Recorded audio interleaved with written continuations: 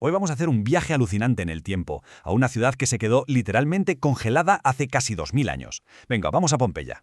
A ver, ¿te imaginas poder andar por las mismas calles, tocar las mismas paredes, entrar en las mismas casas que los romanos de hace 2000 años? Pues aunque suene a peli de ciencia ficción, en Pompeya es posible, y eso es justo lo que vamos a hacer hoy. Y es que, a ver, Pompeya no es el típico montón de ruinas, ni de lejos. Piensa que estuvo completamente enterrada bajo metros y metros de ceniza durante 1700 años. Y claro, cuando por fin la redescubrieron allá por el siglo XVIII, lo que encontraron fue increíble. Era como una foto perfecta, una instantánea de cómo se vivía en el Imperio Romano. Pero, ¿cómo es posible que se conservara todo tan bien? Pues la clave estuvo precisamente en la ceniza. Actuó como una especie de sello hermético, ¿sabes? Al no haber ni aire ni humedad, todo quedó protegido. Y cuando digo todo, es todo. Edificios, objetos del día a día, las pinturas de las paredes, incluso se han encontrado restos de comida. Es, sin duda, la cápsula del tiempo más alucinante del mundo. Venga, pues vamos a dar un paseo. Y lo primero que choca al moverse por Pompeya es lo moderna que parece. La ciudad tenía un diseño urbanístico súper avanzado para su tiempo, con las calles muy bien organizadas, en plan cuadrícula. Y si nos fijamos bien en los detalles, la cosa se pone aún más interesante. Las calles, por ejemplo, estaban pavimentadas con piedra volcánica, súper resistente. Tenían aceras elevadas para que la gente no se manchara con el agua o, bueno, con otras cosas que había en la calzada. Además, en casi cada esquina había una fuente pública con agua fresquita para todo el mundo. Y las paredes eran como el Instagram de la época. Estaban a tope de pintadas, anuncios, mensajes, de todo. Y aquí viene una de las cosas más ingeniosas de la ciudad. ¿Vemos esas piedras enormes en medio de la calle? Son las piedras de paso. Funcionaban básicamente como los pasos de peatones de hoy, pero en alto.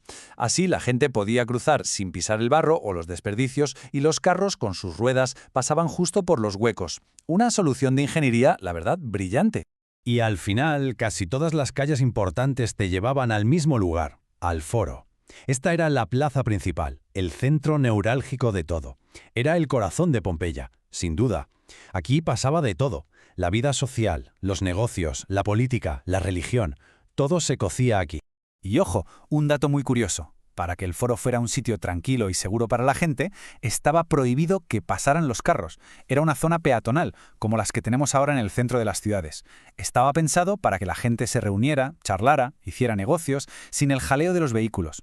Y es que Pompeya era una ciudad con mucha pasta, muy próspera. Su economía se movía gracias a productos como el vino o el aceite de oliva, que eran súper famosos por la zona. También había un montón de panaderías, talleres de telas y un no parar de mercancías entrando y saliendo del puerto. Los mercados, que ellos llamaban macellum, y las tiendas o tabernae estaban siempre a reventar de gente. Bueno, ya hemos visto la calle, así que ahora vamos a cotillar un poco. Vamos a meternos en las casas para ver cómo vivían los pompeyanos. Y es que es aquí, en los hogares, donde se ven de verdad las enormes diferencias sociales que había en la ciudad. A ver, la casa típica de una familia con dinero era la domus, y su diseño es una pasada.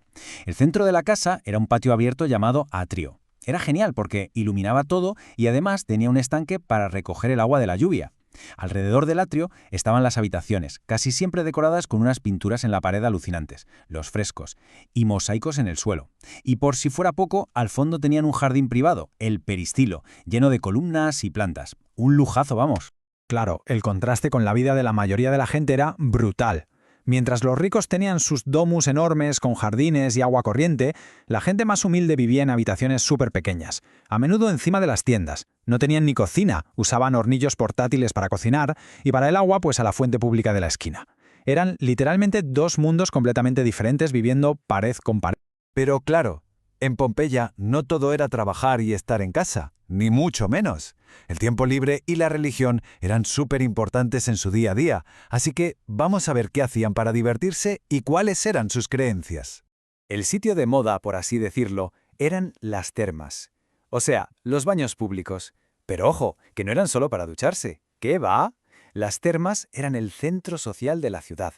La gente iba allí todos los días a hacer deporte, a cotillar con los amigos, a cerrar tratos o simplemente a pasar la tarde de relax. Y cualquiera se preguntará cómo mantenían el agua y las salas calientes. Pues con un sistema de ingeniería increíble llamado hipocausto. Hay que pensar en ello como la calefacción por suelo radiante de hoy en día, pero a lo bestia.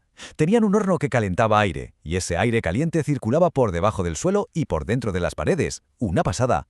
Así conseguían una temperatura ideal. Y para divertirse, tenían para elegir. El plato fuerte era el anfiteatro, que por cierto es uno de los más antiguos que se conservan en el mundo.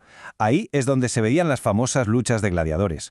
Luego estaba el gran teatro, al aire libre, para ver comedias y tragedias. Y si apetecía algo más íntimo, estaba el odeón, que era más pequeño y cubierto, perfecto para concierto. En cuanto a la religión, no todo eran grandes templos dedicados a los dioses. La fe era algo muy del día a día. De hecho, cada familia tenía en su casa un larario. Era como un pequeño altar, un rincón sagrado donde hacían ofrendas a los espíritus que protegían su hogar y a su familia. Era una forma de tener la religión súper integrada en su vida cotidiana. Y así era la vida en Pompeya. Una rutina de trabajo, de ocio, de vida en familia, una ciudad bulliciosa y llena de vida. Hasta que un día, de repente, todo se paró en seco. Y de la forma más trágica posible. Estamos en el año 79 después de Cristo. El volcán que vigilaba la ciudad, el Vesubio, entra en erupción. Y el destino de Pompeya y de todos sus habitantes cambió para siempre. La erupción fue una auténtica pesadilla que ocurrió en varias fases.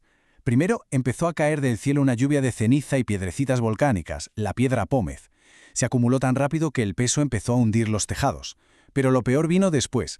Llegaron unas oleadas gigantes de gas y ceniza ardiendo, a cientos de grados, que arrasaron con todo y con todos.